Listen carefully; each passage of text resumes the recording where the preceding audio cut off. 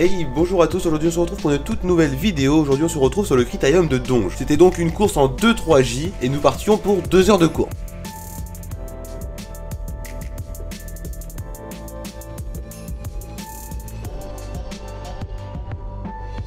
Avant de commencer à vous raconter la course, n'hésitez pas à liker comme d'habitude. J'ai remarqué qu'on tournait tout le temps autour des 300 likes, alors aujourd'hui on va tenter de battre le record en faisant 400 likes. Je compte sur vous. Et comme vous pouvez voir, j'ai utilisé une GoPro mais à l'arrière cette fois. C'est un point de vue totalement différent d'habitude et c'est vrai que c'est plutôt sympa à voir. J'avais prévu de vous faire un point de vue avant et arrière, mais la GoPro qui était à l'avant n'a pas fonctionné, je suis vraiment désolé. Dans le futur, je ferai des vidéos où je combinerai les points de vue avant et les points de vue arrière.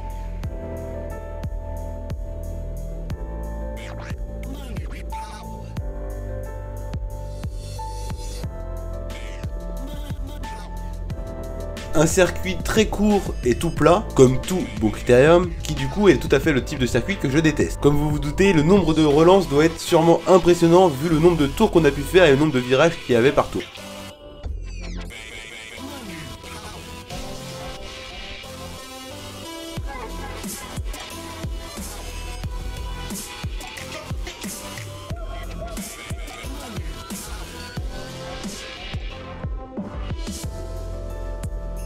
La course est partie très vite et malgré de nombreuses tentatives d'échapper, aucune n'auront abouti. Personnellement, tout le début de course, c'est-à-dire à peu près la première demi-heure, je n'ai absolument accompagné aucun coup, tout simplement parce que j'étais mal placé et pas forcément très bien.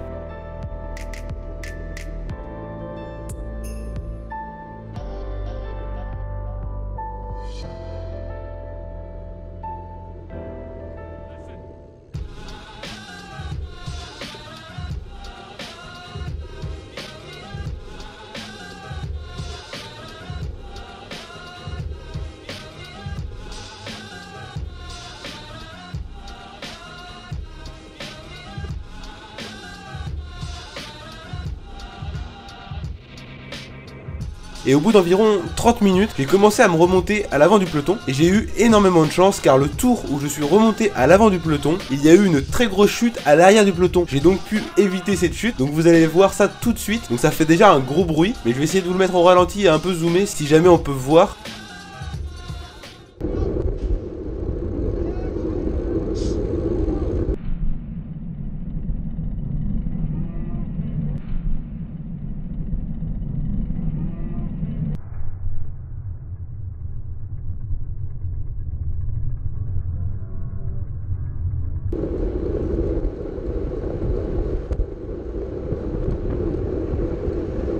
Mais en fait certains coureurs se sont pris la barrière et puis après ça a dû faire un peu l'effet domino. Je peux pas trop savoir, je ne l'ai pas vu. Mais en tout cas c'était tellement important que la course a été neutralisée. C'est à dire que nous on a continué notre course pendant un tour. Et quand on est repassé à l'endroit de la chute, ils nous ont dit on stoppe la course, on reprendra quand les blessés auront été évacués.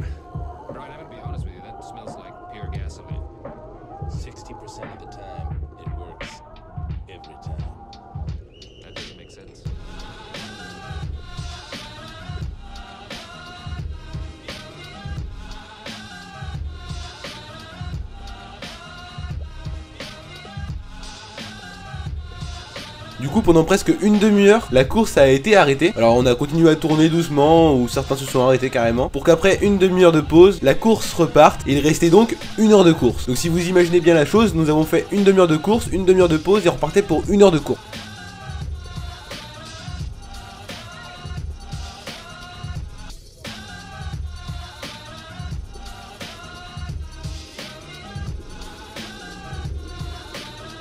Forcément, dit 1 heure de course, dit un départ très rapide, et c'est quelque chose que je n'arrive pas vraiment à encaisser, et du coup je n'ai pas réussi à accompagner les coups, et j'ai tout fait dans le peloton.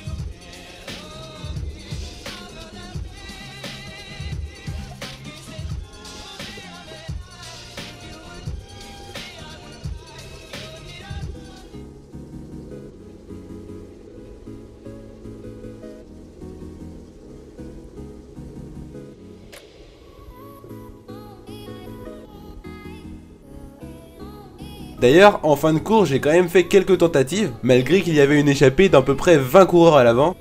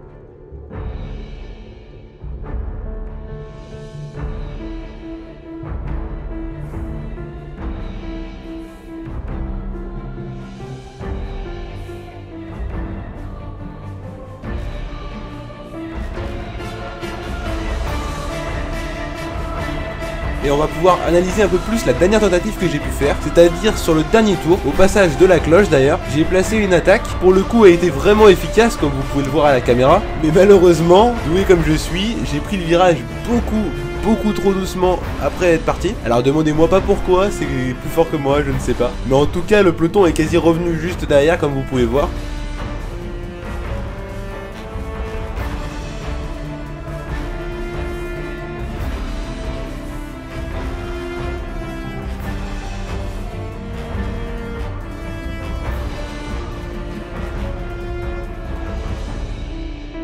Et après, malgré que j'ai continué mon effort, je me suis fait reprendre et j'ai laissé tomber car je ne voulais pas tomber dans un sprint qui servait absolument à rien pour une 20e place.